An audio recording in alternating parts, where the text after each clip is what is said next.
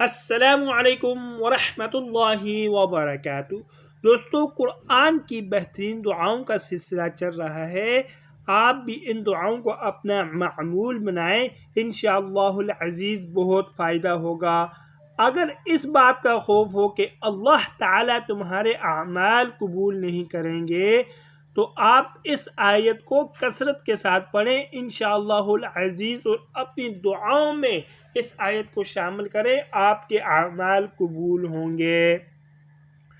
اعوذ باللہ من الشیطان الرجیم، بسم اللہ الرحمن الرحیم۔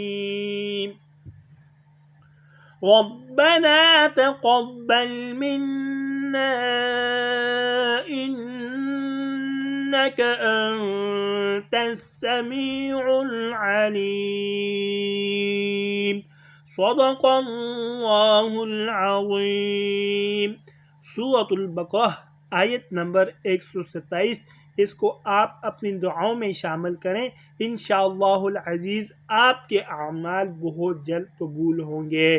مزید اچھی ویڈیوز کے لیے چینل کو لازمی سبسکرائب فرمائیں۔ جزاکم اللہ احسن الجزاء۔ طالب دعا قاری محمد آصف۔